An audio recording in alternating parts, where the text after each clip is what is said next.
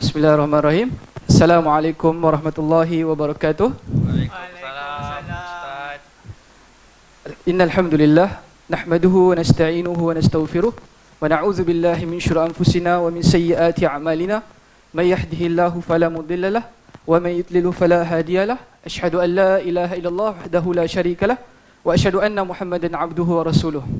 Amma ba'd, fa inna asdaqal hadits kitabullah wa khairul hadi hadi Muhammadin sallallahu alaihi wasallam wa syarrul muhdatsatuha fa inna kulla muhdatsatin bid'ah wa kulla bid'atin dhalalah wa kulla dhalalatin finnar.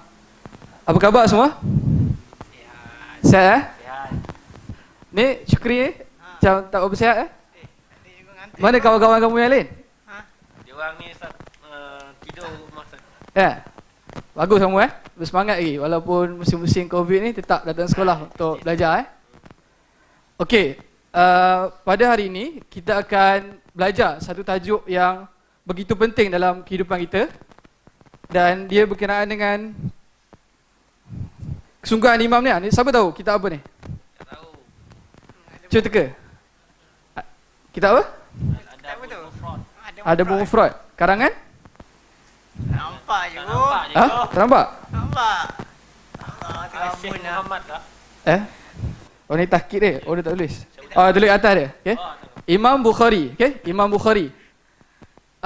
Apa yang kita boleh belajar sikap Imam Bukhari sendiri selain dia mengarang kitab hadis, okay? Kitab ada mufrad mengumpulkan hadis-hadis tentang adab. Apa yang kamu boleh belajar daripada Imam Bukhari ni? Tentang apa? Dia ambil hadis tu dia buat apa?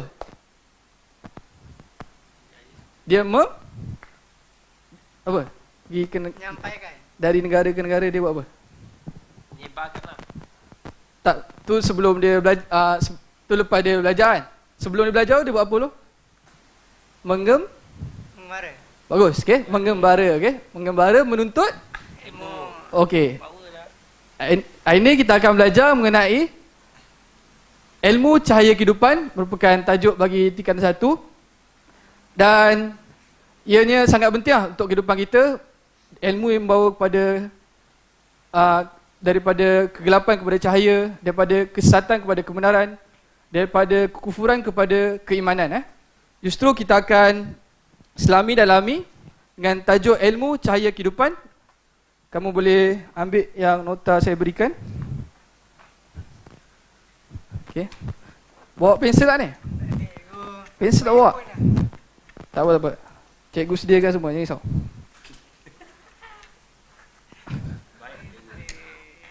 Okey. Semua boleh rujuk nota yang cikgu sediakan dan juga boleh tengok slide Kita ada slide juga. Ilmu cahaya kehidupan Ilmu cahaya kehidupan. Justru ni objektif pembelajaran kita. Yang pertama untuk menyatakan pengertian ilmu. Yang kedua adalah hukum kita menuntut ilmu dan ilmu-ilmu yang wajib dipelajari, adab menuntut ilmu dan kepentingan beradab untuk dalam kita menuntut ilmu. Okey, kepentingan beradab dalam menuntut ilmu. Okey. Boleh Syukri tolong bacakan pengertian ilmu yang kat slide. Boleh diri. Baca sikit kat mic Boleh diri. Tolong diri Dari pengertian ilmu pada sudut bahasa ialah pengetahuan dan istilah pula ialah pengetahuan yang benar terhadap suatu perkara. Okey, terima kasih. Barakallahu fiik. Okey, pengertian ilmu adalah dari segi bahasa bermaksud pengetahuan. Okey. Dan kita selalu dalam ilmu-ilmu syarak ni ada dua, daripada sudut bahasa dan sudut istilah. Yang pertama, pengetahuan, dan dari sudut istilah adalah pengetahuan yang benar terhadap sesuatu perkara. Okey. Dan ilmu ni berasal daripada tiga perkataan alimah Alimah, dan dia merupakan salah satu nama Allah. Allah yang alim kan, Allah yang maha mengetahui. Dan inilah definisi yang diberikan oleh para ulama, dan para ulama membahagikan ilmu itu kepada beberapa perkara. Selepas ni kita akan lihat, kita akan sedikit, kita akan telusuri. Dan secara umumnya Al-Imam Syafi'i meletakkan ilmu itu ada beberapa lah. Imam Syafi'i kata ilmu itu qala Allah, qala Rasulullah, okay? Ilmu itu apa yang dikatakan oleh Allah daripada Al-Quran, dan apa yang dikatakan oleh Rasulullah daripada hadis-hadis Nabi SAW. Kemudian ijma', qiyas dan seterusnya. Kita pergi kepada slide yang seterusnya. Habis dah? Jauh sangat slide tu. Jauh sangat Okey, kita masuk tentang kewajipan menuntut ilmu. Ini merupakan madar atau paksi yang kita akan bicarakan mengenai hadis riwayat Ibnu Majah. Talibul ilmi faridatun ala kulli muslim. Okey, tuntutlah ilmu, sesungguhnya ia wajib bagi setiap muslim. Hadis ini diriwayatkan oleh Imam Ibnu Majah dan dinilai sahih oleh Syekh Al-Albani. Kita akan rungkai sedikit demi sedikit tentang syarah hadis ini. Kita akan kenali biografi Anas bin Malik. Anas bin Malik ni siapa tahu? Siapa dia yang riwayatkan hadis ni? Tak tahu. Tak tahu. Apa? Sahabat, bagus. Ya, pandai. Sahabat Nabi SAW. Kita akan kenali beliau dengan lebih dekat. Nama penuhnya adalah Anas bin Malik bin Nazar bin Domah bin Said. Dia lahir 10 tahun sebelum hijrah, yakni pada 612 Masihi. Kemudian beliau dihadiahkan kepada Nabi SAW oleh ibunya Ummu Sulaim untuk berkhidmat kepada Nabi SAW. Kita akan biasa dengar dalam Sahih Bukhari dan Muslim sebagainya bagaimana Anas bin Malik ini berkhidmat untuk Nabi. Okay? Dia berkhidmat untuk Nabi. Dan selama 10 tahun dia berkhidmat untuk Nabi, Nabi tak pernah memarahi dia, tidak pernah mempertikaikan dia, tidak pernah mempersoalkan tindakan-tindakan dia, yang menunjukkan keluhuran akhlak baginda sallallahu alaihi wasallam, sebagaimana Allah Subhanahu wa taala berfirman dalam surah Al-Ahzab ayat ke-21, laqad kana lakum fi rasulillahi uswatun hasanah. Sungguh pada diri Rasulullah SAW itu adalah contoh suri tauladan yang terbaik. Beliau juga merupakan sahabat yang ketiga paling banyak meriwayatkan hadis. Anas bin Malik ni dikatakan beliau meriwayatkan 2286 hadis. Siapa yang paling banyak sekali sahabat Nabi yang riwayatkan hadis? Siapa yang popular? Kita dengar hadis, kita dengar nama dia. Bagus, okey. Barakallahu fiik. Abu Hurairah, okey. Yang paling banyak riwayatkan hadis. Kemudian siapa? Yang kedua ni perempuan, merupakan Aisyah. bagus. Barakallahu fiik. Sayyidatina Aisyah radhiyallahu anha merupakan wanita yang paling banyak, paling berilmu dalam hadis. Dan antara guru Anas bin Malik ini sendiri adalah Nabi SAW. Dia bersama Nabi SAW. Dia dapat keberkatan daripada Nabi SAW. Dan dia juga belajar daripada Khulafa' Ar-Rasyidin, Sayyidina Abu Bakar, Umar, Uthman dan juga Ali. Dan sahabat-sahabat yang senior lain lah. Dan dia melahirkan anak-anak murid yang hebat juga. Contohnya Ibn Sirin, Al-Hasan dan juga Khalifah Umar bin Abdul Aziz. Okay? Itu antara anak murid Anas bin Malik ni. Antara kelebihan ataupun fadilat dia juga, dia tak ada dia pakai topi capai ke kan? Tak ada. Cuma dia bersama Nabi SAW dan dia didoakan sendiri oleh Nabi SAW. Okay? Itu ada berkat. Dia dapat keberkatan tabaruk pada Nabi SAW secara langsung sendiri. Sebagaimana dalam hadis yang mafhum dia, Nabi doakan untuk dia. Okay? Nabi doakan dia, ya Allah, panjangkanlah umur dia, berkatilah rezeki dia, ampunilah dosa dia. Dalam riwayat lain, Nabi SAW kata, masukkanlah dia ke dalam syurga. Dan diriwayatkan bagaimana kehidupan dia ada usia yang panjang. Anak dan cucu dia ada 100 lebih. Okay? Anak dan cucu dia ada 100 lebih. Dan barakah dalam harta dia. Dikatakan di Madinah itu, kebun kurma dia berbuah setahun 2 kali. Okay? Setahun 2 kali. Merupakan keberkatan lah daripada doa Nabi SAW. Dan diceritakan juga oleh para ulama hadis, beliau merupakan antara sahabat yang terakhir yang meninggal dunia. Sahabat yang terakhir meninggal dunia berkat doa Nabi SAW. Dan dia pernah berkhidmat sebagai gubernur pada zaman Sayyidina Abu Bakar dan juga Sayyidina Umar. Okay, seterusnya kita pelajari syarah matan hadis ini. Fiqh matan daripada hadis. Yang pertama, wajib untuk kita menuntut ilmu kan. Sebagaimana kewajipan kita dalam solat, puasa, zakat, begitu juga dengan ilmu. Bagaimana kita boleh bagikan masa kan? Setiap hari kita ada je. Kita bagi masa untuk main Facebook, okay? Main PS, okay?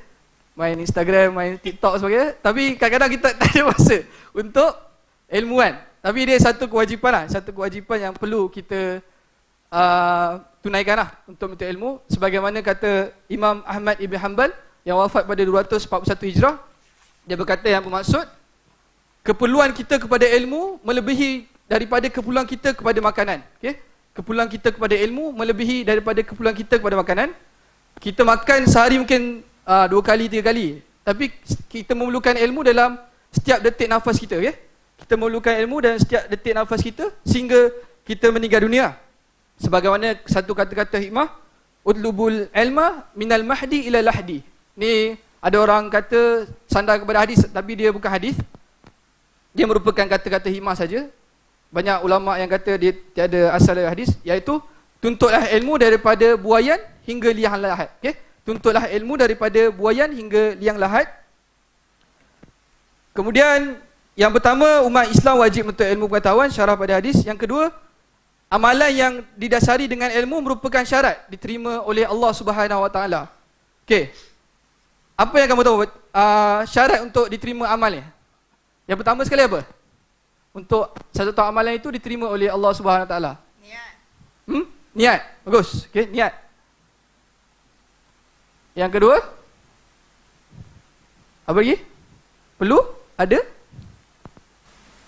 Perlu ada Ada ilmu. ilmu, okey? Perlu ada ilmu lah. Tapi setengah ulama lain kata al-ittiba'. Okey. Oh, betul. Diri ni Okay. dah. Lepas tu ada ulama macam Syekh Utsaimin dia bahaskan tentang cinta, perlu ada cinta. Okey, yang pertama sekali niat yang ikhlas. Kita lepas ni kita akan bahaskan tentang niat secara lebih detail. Tapi kita akan bahaskan tentang ilmu. Kita satu amal ibadah kita tidak akan diterima kecuali dengan ilmu. Okey? Kita tak boleh beribadah dengan sesuka hati lah. Macam hari ni kita bangun subuh awal kan. Kita nak solat subuh 4 rakaat. Boleh tak? Tak boleh. Tak boleh Sebab apa? 2 rakaat je. 2 rakaat je. Okey. Betul Sebab Nabi SAW buat 2 rakaat je. Kita tak boleh menambah-nambah dari ibadah kita. Dia kena buat ibadah berdasarkan ilmu lah. Sebagaimana dalam surah Al-Mulk sendiri, dalam ayat yang kedua, Allah Subhanahu Wa Taala berfirman, A'udzubillahi minasyaitonirrajim, Allazi khalaqal mauta wal hayata liyabluwakum ayyukum ahsanu amala. Okey. Sesungguhnya Allah menciptakan kematian dan kehidupan untuk menguji kamu. Siapa yang paling baik amal ya? Allah tak kata paling banyak, tapi paling baik.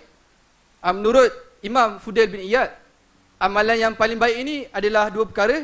Pertama sekali niat yang ikhlas kerana Allah Subhanahu Taala. Yang kedua adalah ittiba'. Kita kena ikut Rasulullah SAW berdasarkan ilmu pengetahuan lah. Kita tak boleh hanya mereka-reka dalam satu ibadah yang kita lakukan. Yang ketiga, umat Islam dilarang melakukan atau berkata tentang sesuatu tanpa ilmu. Okay? Kita dilarang untuk berkata-kata tentang sesuatu tanpa ilmu. Sebagaimana juga Allah Subhanahu Wa Taala berfirman dalam surah Al-Isra, surah yang ke-17 ayat ke-36, wala ta'fu ma laysa bihi ilm inna sam'a wal basara wal fu'ad kullu ulaika kana anhu mas'ula. Janganlah kamu mengikuti sesuatu yang kamu tidak ada pengetahuan tentangnya. Sungguhnya penglihatan, pendengaran dan hati semuanya akan disoal oleh Allah Subhanahu Wa Taala. Kemudian kita pergi pada ilmu-ilmu yang wajib dipelajari. Okay? Ilmu-ilmu yang wajib dipelajari. Hit tolong bacakan. Yang mana? Yang fardu ain tu. Saya baca cikgu Okey. Ilmu yang wajib dipelajari. Ilmu fardu ain. Ilmu tauhid, ilmu fiqh, ilmu akhlak, ilmu asas membaca Al-Quran. Okey, terima kasih. Yang ni ilmu-ilmu yang wajib kita pelajari lah. Ilmu-ilmu yang wajib kita pelajari sebagai seorang Muslim yang merupakan fardu ain. Yang first sekali tauhid lah. Ilmu kita untuk mengenal Allah SWT. Kita mentauhidkan Allah SWT. Allah tak ada sama dengan makhluk. Allah yang menguasai, mengatur dan memberikan rezeki. Dan juga tidak ada anak dan tidak diperanakkan. Kita boleh pelajari daripada banyak kaedah. Daripada kitab-kitab yang dikarang oleh ulama. Contohnya kitab Tauhid sendiri yang dikarang oleh Syekh Muhammad Ibn Abdul Wahab yang mengarangkan tentang Tauhid berdasarkan Al-Quran dan juga Sunnah. Okay? direct pada Al-Quran dan Sunnah, dia tak ada perbahasan-perbahasan yang panjang. Kemudian kalau kita pergi zaman sebelum tu, banyak ulama tulis tentang tauhid ni sendiri, antaranya Imam Ahmad bin Hanbal, kitab Usulul Sunnah, Imam Al-Barbahari, Syarh Sunnah, Imam Muzani sini ada kitab tauhid berdasarkan akidah salafus soleh. Kemudian zaman-zaman selepas tu banyak akidah at-tahawiyah, okey, karangan Ibn Is bin Abdul Salam. Lepas tu kita ada akidah wasatiyah karangan Syekhul Islam Ibn Taymiyah. Yang kedua adalah ilmu fiqh, ilmu fiqah. Kita wajib juga pelajari. Fiqah ni adalah amal-amal praktikal lah, amal-amal amali yang berdasarkan dalil-dalil juz'i ataupun tafsili. Bagaimana kita beribadah, bagaimana kita mengerjakan solat, puasa, zakat dan seterusnya. Dan dalam ilmu-ilmu fiqah ni ada banyak Ada fiqh muamalat, fiqh munakahat, fiqh jinayat, ada faraid. Dan antara kitab asas untuk mazhab Syafi'i ada Matan Abi Syuja' untuk kita pelajari, dan yang telah diterjemahkan juga oleh Dr. Zulkifli Al-Bakri, fiqh manhaji, ada 5 jilid dalam bahasa Melayu. Itu antara kitab yang bagus untuk kita pelajari dalam fiqah. Yang seterusnya adalah ilmu akhlak.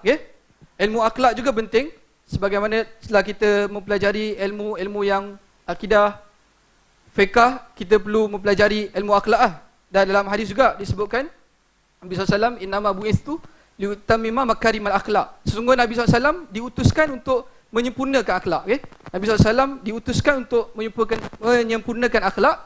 Dan akhlak ketika zaman jahiliah kita tahu mereka membunuh anak, akhlak yang turut meminum arak sebagainya. Nabi SAW diutuskan untuk menyempurnakan pada akhlak-akhlak keji tersebut.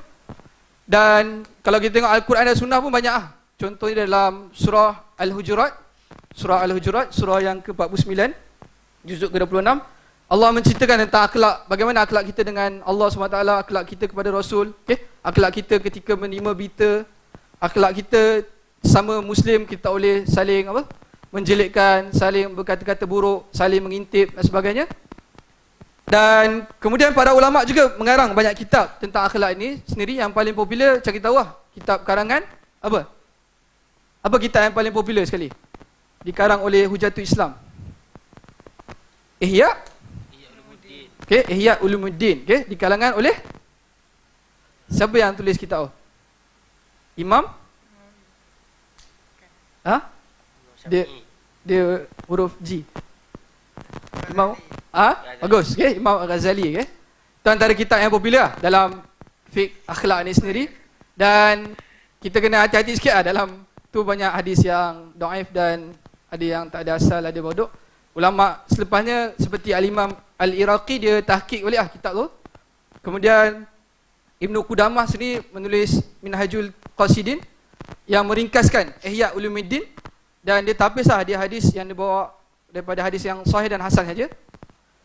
Kemudian juga kita ada kitab daripada hadis sendiri, contohnya kitab Adabul Mufrad sendiri, merupakan kitab akhlak juga. Kitab akhlak juga mengumpulkan hadis-hadis tentang adab dan juga akhlak. Kemudian kita ada kitab Riyadhus Shalihin, Riyadhus Shalihin juga selain menceritakan tentang amal-amal, dia ceritakan tentang perkara-perkara yang melembutkan hati, yang membersihkan hati, membetulkan akhlak kita. Dan yang seterusnya adalah ilmu asas membaca Al-Quran. Kita tahu kita belajar ilmu tajwid daripada Iqra' dan sebagainya. Kalau kita tengok kitab-kitab ulama dahulu, dia ada seperti Matan Al-Jazari dan juga Matan Asy-Syatibi yang membahaskan tentang tajwid dan juga qiraat. Itu antara kitab yang lama. Kitab-kitab baru banyak ulama yang karang untuk memudahkan kita membaca Al-Quran secara makhraj, tajwid dan tajwid yang betul. Okey. Yang seterusnya adalah ilmu fardu kifayah. Ilmu fardu kifayah. Boleh baca kan? Syukri. Ilmu sains, ilmu ekonomi, kedoktoran, kejuruteraan dan perdagangan. Okey, terima kasih. Ilmu sains, ilmu ekonomi, kedoktoran, kejuruteraan dan perdagangan. Ini juga ilmu fardu kifayah yang penting dalam pengajian kita. Sebagaimana yang kamu semua ketahui, pada hari Jumaat yang lepas kita ada pembentangan bajet kan? Itu ada kaitan dengan ekonomi, semua ekonomi. Dan bajet ini bertemakan Teguh Kita Menang Bersama, yang memperuntukkan RM322.5 bilion, okay, untuk bajet pada 2021. Dan Kementerian Kewangan juga memperuntukkan hampir 15.4% untuk pendidikan, okay?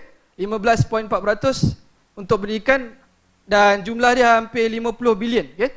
Untuk pendidikan sekolah, IPT, okay? Untuk research and development, untuk pembangunan sekolah, untuk sekolah-sekolah daif, untuk para pelajar sebagainya. Jadi menunjukkan ilmu itu amat penting lah, ilmu amat penting, dan dia diberikan penekanan oleh pihak kerajaan.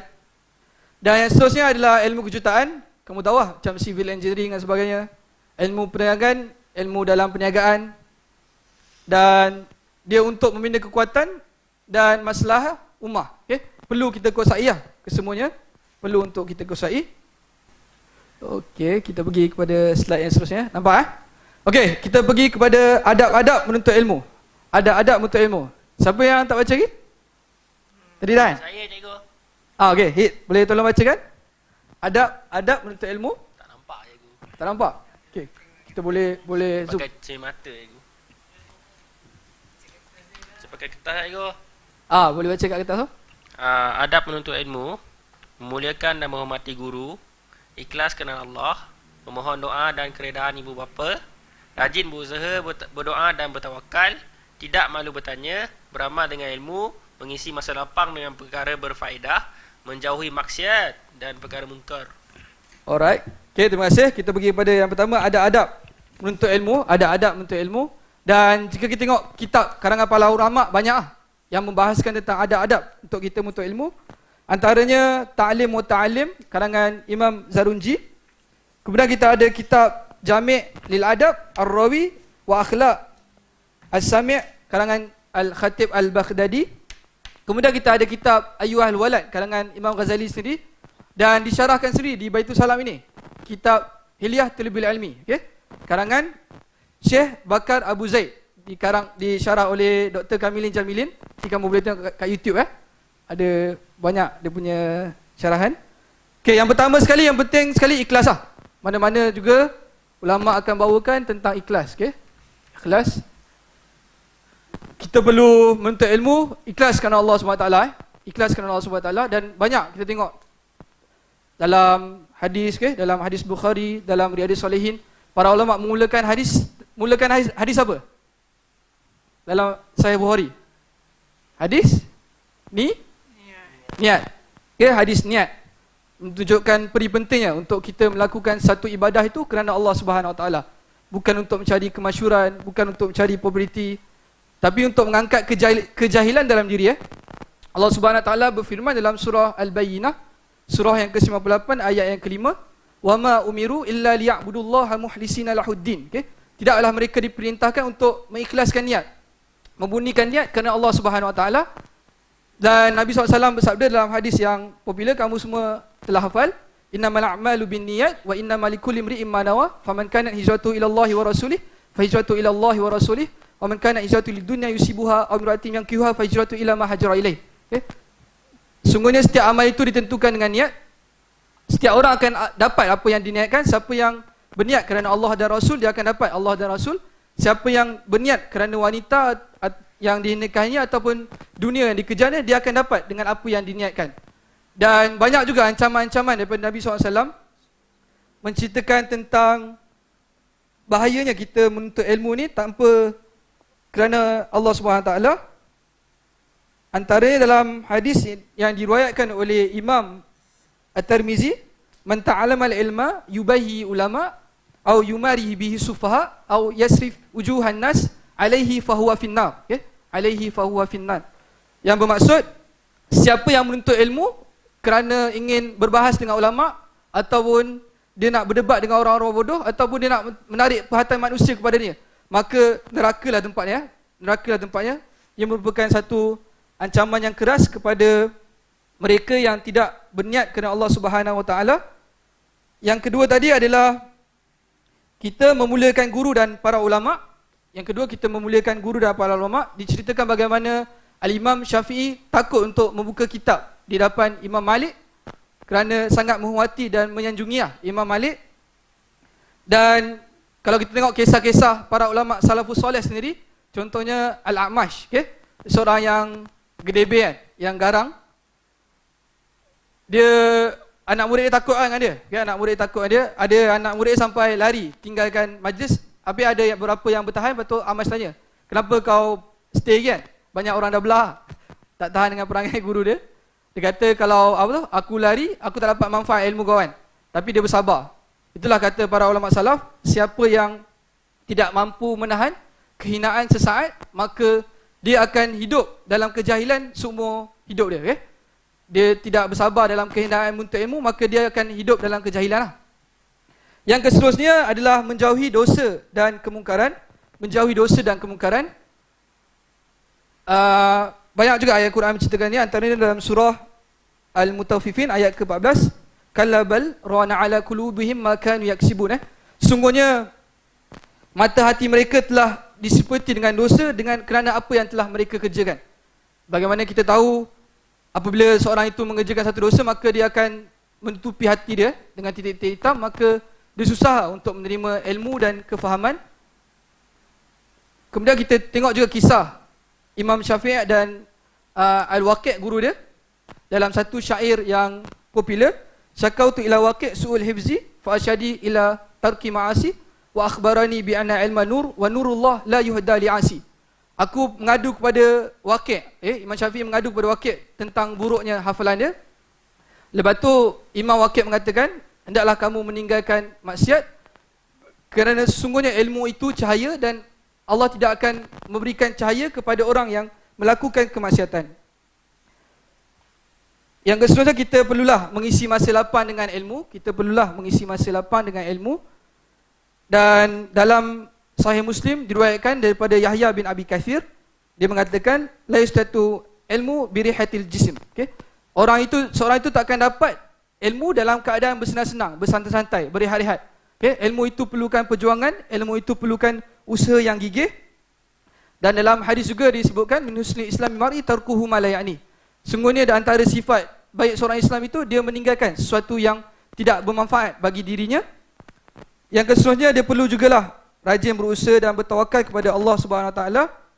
Dan saya ingin selitkan sedikit tentang tips-tips juga daripada Imam Syafi'i sendiri untuk mendapatkan ilmu. Ada 6 tips daripada Imam Syafi'i dalam syair dia yang terkenal. Akhi lan yatana ilma illa bisittatin sa'unabika an tafsilah bi bayanin. Okay? Az-zaka'un wa hirsun wa ijtihadun wa dirhamun wa suhbatu ustazin wa tuli zamanin. Okay? Wahai saudaraku, engkau tidak akan mendapat ilmu kecuali dengan 6 perkara. Yang pertama adalah kecerdasan, kebijaksanaan, semangat yang kuat, bersungguh-sungguh, bekal ataupun biaya, bersahabat ataupun rapat dengan ustaz. Yang ke-6 adalah mengambil masa yang lama. Okay? Mengambil masa yang lama. Saya akan syarahkan sedikit tentang semangat dan usaha. Sebagai kita tahu, man jada wajar, siapa yang berusaha dia akan dapat. Dan perlukan biaya. Dia perlukan duit kan. Macam kita sendiri belajar kan. Zaman sekarang pinjam PTPTN kan. Okay? Sampai habis belajar hutang berpuluh-ribu. Begitu juga para ulama dulu Ada yang diriwayatkan bagaimana mereka menjual rumah mereka untuk menggembara mencari ilmu. Dan antara ulama yang banyak habis duit adalah ulama hadis lah. Okay? Dia beli kitab, dia menggembara dari negara ke negara lain untuk menuntut ilmu kan. Habis biaya dia, untukkan pengorbanan untuk kita mendapat ilmu. Yang seterusnya, bersahabat atau berapat dengan para ilmuwan untuk cara kita mendapat ilmu. Dan yang terakhir, mengambil masa yang lama. Mengambil masa yang lama. Ilmu ni, macam kita sendiri belajar, kalau degree 4 tahun kan, master 2 tahun, PhD 3 tahun, dalam 9 tahun. Campur kita sekolah berapa tahun? Daripada 7 tahun ke 17 tahun? 10 tahun 11 tahun, 10 tahun. Campur 10, 20 tahun kan? Okay? 20 tahun. Itu pun tak cukup lagi untuk kita menjadi seorang alim dan faqih. Selepas ini saya akan bawakan kisah bagaimana kesungguhan para ulama salafus saleh dalam menuntut ilmu. Hilang dia.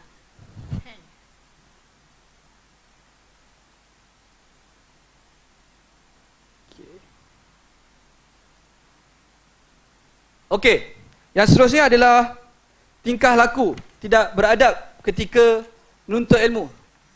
Boleh tolong bacakan, Syukri?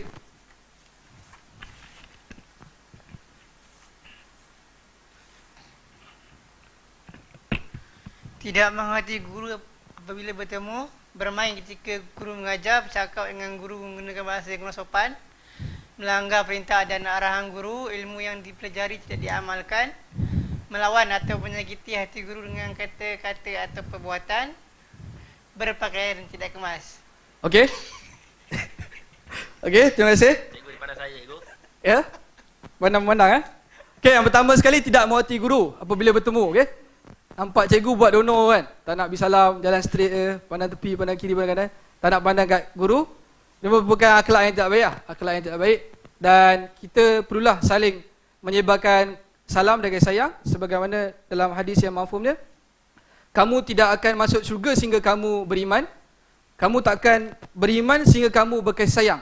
Maukah aku, Nabi SAW berkata, maukah aku memberitahu kepada kamu satu amalan yang kamu akan berkasih sayang? Maka Nabi SAW kata, sebarkanlah salam, okay? Afshu salam dan bainahum. Sebarlah salam di antara kamu. Maka dengan memberi salam, dia akan menambah kasih sayang di antara kita. Yang kedua, bermain ketika guru mengajar, okay? Ni biasa ni, zaman sekarang kan. Guru tengah ajar main phone, tak fokus kan. Tak ada. Kat sekolah sembang-sembang, tak fokus ketika guru mengajar. Ada kisah yang menarik juga pada ulama salaf sendiri. Imam Malik pada satu ketika dia mengajar hadis kitab Al-Muwatta di Madinah. Kemudian ketika dia tengah khusyuk mengajar tu, ramai-ramai murid dia keluar daripada majlis dia, tapi tinggal seorang je. Okey. Nama dia adalah Yahya bin Abi Hayya. Kemudian Imam Malik tengok kat luar apa yang berlaku. Rupanya ada seekor gajah. Okey, seekor gajah yang datang di Madinah, sebab kat Madinah susah gajah datang kan. Datang mungkin susah sikit nak tengok. Jadi dia attract tarik yang pelajar-pelajar lain. Lepas tu dia tanya Yahya bin Abi Hayya, kenapa kau tak keluar sekali tengok dengan member kau kan? Tengok gajah tu. Dia kata, dia daripada Andalus, Spain. Dia kata, aku datang sini untuk belajar dengan kau, bukan untuk tengok gajah. Maknanya dia tidak main-main lah, dia fokus untuk belajar kan. Walaupun ada satu yang menarik perhatian dia, dia tidak tinggalkan majlis Imam Malik Ibn Anas. Yang keseluruhnya bercakap dengan guru dengan bahasa yang kurang sopan. Kita kena hormati guru, menggunakan bahasa-bahasa yang sesuai. Melanggar perintah dan arahan guru, ni nanti boleh settle dengan guru disiplin lah. Kemudian ilmu yang dipelajari tidak diamalkan. Sebagaimana kita tahu, ilmu yang tidak diamalkan umpama pohon yang tidak berbuah, okay? Tidak memberikan manfaat kepada tuannya. Melawan atau menyakiti guru dengan kata-kata atau perbuatan. Dan berpakaian dengan tidak kemas, okay? Berpakaian dengan tidak kemas. Ini antara aspek yang penting juga. Sama juga pada kisah Imam Malik sendiri. Diceritakan bagaimana Imam Malik ketika hendak membaca hadis, dia memakai pakaian-pakaian terbaik, okay? Memakai pakaian terbaik. Dan sejak dia kecil lagi, dia telah dididik dengan itu. Mak dia sebelum dia pergi menuntut ilmu, mak dia pakaikan dia pakaian ulama pada zaman tu, pakai jubah, pakai serban dan sebagainya. Kemudian ibu Imam Malik berkata kepada dia, pergilah kamu kepada Rabi'ah ibn Abdul Rahman, pelajarilah adab dia sebelum ilmunya, okay? Pelajarilah adab dia sebelum ilmu dia. Jadi pakaian kita melambangkan identiti kita. Pakaian kita melambangkan identiti kita. Jika kita suka pakai jersey apa semua kan, pakaian main bola sebagainya, itu lah minat kita kan. Sebab tu lah kalau kita tengok pada majlis convention, selalu orang pakai jubah kan. Macam ahli ilmu pakai apa tu? Capal. Okay, apa nama tu? Apa Syukri yang pakai? Yang macam topi untuk tempat segi untuk orang konvo tu. Dia panggil apa? Mutar kan? Oh tu. Topi combo. Motherboard apa? Motherboard. Udah.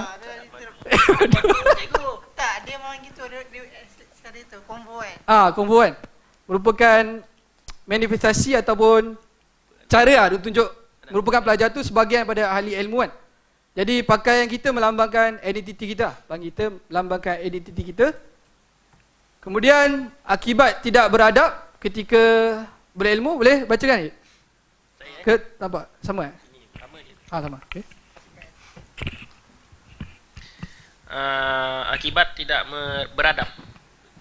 Suka untuk memahami ajaran guru, berdosa dan dimukai Allah, ilmu tidak bermanfaat buat diri, mudah terpengaruh unsur negatif, ilmu tidak mendapat keberkatan Allah dan dipandang hina oleh guru dan rakan-rakan.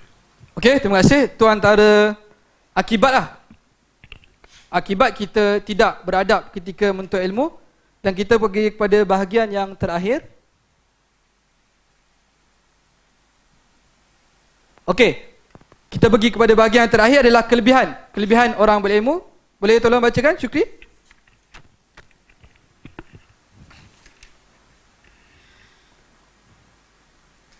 Mendapat ketinggian darjat dari sisi Allah SWT, menjadi contoh teladan kepada masyarakat, dipermudahkan jalannya ke syurga, menjadi pewaris para nabi, didoakan oleh semua makhluk di langit dan di bumi, pemimpin ke jalan kebaikan. Okey, terima kasih. Okey, kita pergi kepada bahagian terakhir tentang kelebihan ahli ilmu ini sendiri apabila kita belajar, apabila kita menjadi seorang guru. Yang pertama, Allah meninggikan darjat lah. Allah meninggikan darjat sebagaimana dalam surah Al-Mujadilah ayat yang ke-11. Yarfa'illahu allazina amanu minkum wallazina utul ilma darajat. Nescaya Allah SWT meninggikan darjat orang-orang beriman dan orang-orang yang berilmu beberapa darajat. Yang kedua, menjadi teladan, suri teladan kepada masyarakat sebagaimana dalam surah As-Sajdah ayat yang ke-24. Wa ja'alna minhum a'immatan yahduna bi amrina lamma sabaru wa kanu bi ayatina yuqinun. Dan kami jadikan mereka pemimpin yang diberikan petunjuk dengan perintah kami kerana mereka sabar dan mereka meyakini ayat-ayat kami. Kata Syekhul Islam Ibn Taymiyah, dengan sabar dan yakin, seorang itu akan mencapai kepimpinan ataupun ketinggian dalam agama itu sendiri. Yang keseluruhnya dipermudahkan untuk masuk ke syurga. Kita semua hafal hadis yang popular ni, diriwayatkan oleh Imam Muslim. Wa man salaka tariqan yaltamisu fi ilma sahalallahu lahu bihi tariqan ila jannah. Okay? Siapa yang berjalan untuk menuntut ilmu, Allah akan mudahkan jalannya untuk ke syurga. Al-Imam Munawi ketika mensyarahkan hadis ini, dia berkata, sama ada melalui jalan yang sebenar ataupun kesungguhan usaha, sama ada kecil ataupun besar, yang bertujuan untuk mendapatkan keredaan Allah Subhanahu Wa Taala, maka dia akan mendapat ganjaran yang tersebut. Dan saya janjikan tadi untuk membawakan kisah ulama dulu menuntut ilmu dengan tempoh masa yang lama. Okay? Tempoh masa yang lama. Cuba kamu teka. Berapa tempoh masa ulama dulu menuntut ilmu? Salah satu ulama yang disebutkan oleh Imam Az-Zahabi. Berapa tahun? Biasa kita tuntut ilmu berapa tahun tadi? Kita kira dari 1 hingga 20 tahun. 20 tahun. Okey? 20 tahun. Rasa dah lama kan? Berapa lah tempoh ulama tu kamu rasa? Tuntut ilmu. 30. 30. Lagi? 50. Turun sikit. 40. Okey? Hampir betul lah. 45 tahun 45 tahun. Al-Imam Zahabi dalam kitab Syiar Alam Nubala membawakan kisah Ibnu Mandah yang meninggal pada 395 Hijrah. Dia keluar ketika umur dia 20 tahun. Okay? Dia start travel, start mengembara untuk menuntut ilmu ketika 20 tahun. Dan dia pulang ke kampung halaman dia ketika berusia 65 tahun. Okay? Hampir 45 tahun dia mengembara dan mencari ilmu. Al-Imam Zahabi merekomendasi dia dengan berkata, aku tak kenal seorang yang lebih faqih, seorang yang lebih alim tentang hadis, seorang yang hafiz daripada Ibnu Mandah. Dan diceritakan beliau mempunyai 1,700 orang guru. Okay? Ramai guru dia. Dia merupakan manifestasi daripada dia amalkan hadisnya, mengembara untuk ilmu. Allah akan mudahkan jalan dia menuju ke syurga. Yang seterusnya, para ulama atau orang yang berilmu ni merupakan pewaris para nabi sebagaimana dalam hadis diriwayatkan oleh Imam Abu Daud, innal ulama warisatul anbiya, innal anbiya lam yurisu dinara wala dirhama, innama yuwasul ilmi faman akhaza bihafidhin wafir. Okey, sungguhnya ulama itu adalah pewaris para nabi. Nabi tidak mewariskan dinar dan juga dirham. Nabi mewariskan ilmu. Siapa yang mendapatkan ilmu, maka dia akan dapat satu kelebihan yang besar. Dia mendapat satu kelebihan yang besar. Kemudian orang yang mengajarkan ilmu dan menuntut ilmu ini juga didoakan oleh para malaikat. Okey? Di langit, sebagai kita tahu, malaikat ini tidak bermaksiat kepada Allah, okey? Tidak melakukan perkara-perkara kemungkaran, tidak mengingkari perintah Allah Subhanahu Wa Taala, maka doa dia mustajab lah. Okey? Doa dia mustajab.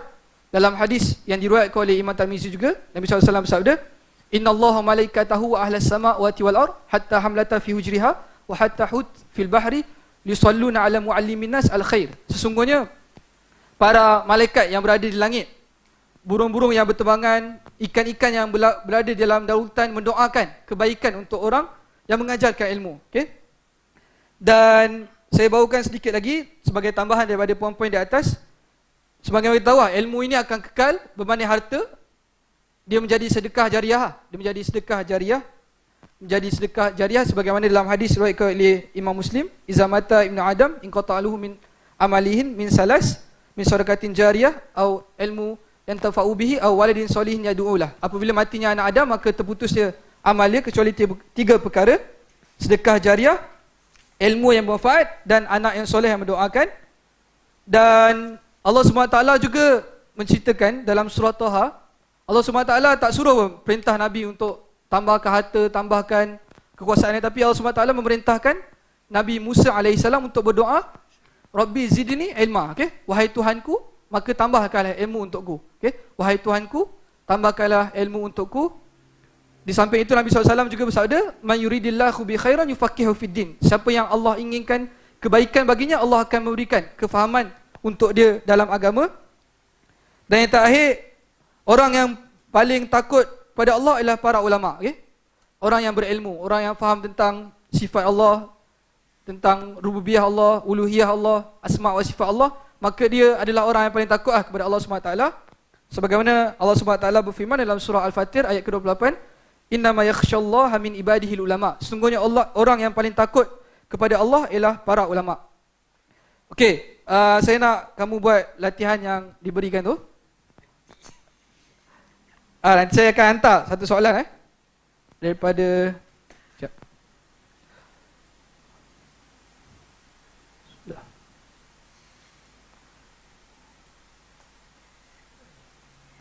Okey, tak apa, buat dulu latihan tu. Faham tak? Ada sebarang soalan setakat ni? Tak ada? Boleh faham soalan yang diberikan tu? Okey, saya akan WhatsApp kamu. Soalan tu akan keluar kat sini. Kamu boleh jawab WhatsApp Saya tak bawa handphone ni. Tak bawa handphone? Sekolah kita boleh bawa handphone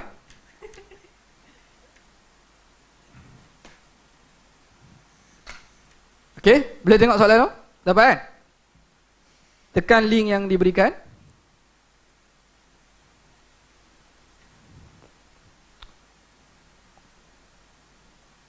Dapat tak? Dapat. Tekan link tu. Ada 8, tulis nama kamu. Tengok siapa yang paling tinggi markah dia. Tulis apa? Boleh jawab soalan, ada 8 markah. Siapa yang jawab paling cepat dan paling tepat, dia akan memenangi kuis ni.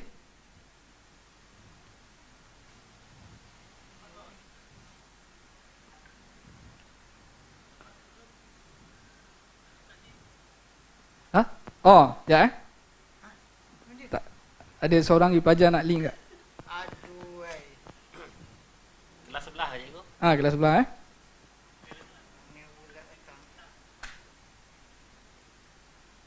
Okey, boleh jawab soalan yang diberikan?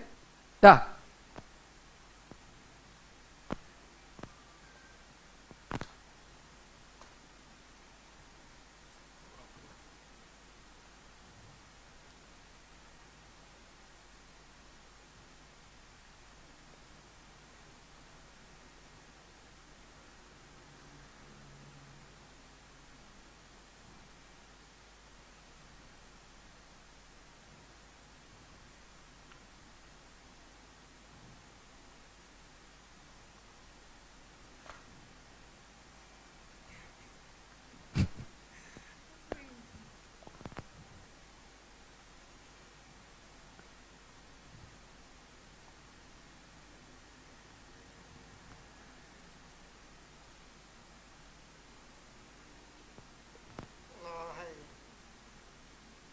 Satu salah.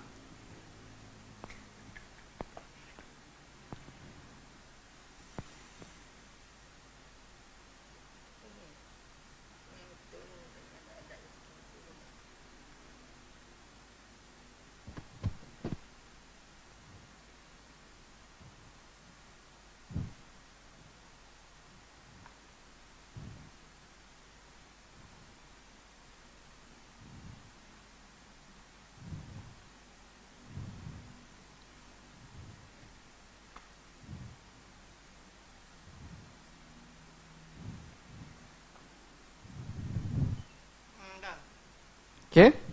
Dah jawab Oh, ni. 6. Sebenarnya 6 tu. Cikgu ke? Tak, laptop problem sikit Oh, ya. Dah. Alright. Mana? Macam mana nak tengok ranking Sekejap. Boleh Tak keluar kat laptop. Okey. Semua dah jawab Dah. Dapat nombor apa? Saya dapat 7. Saya 7 ya ke? Ha? 7. Okey. Sekian saja. Terima kasih. Itu merupakan penilaian yang terakhir untuk kuis kita pada hari ini. Mana? Tengok. Saya nak tengok ranking sekejap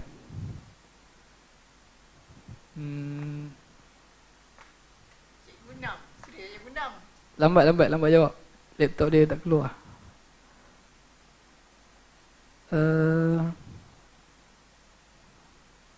My result.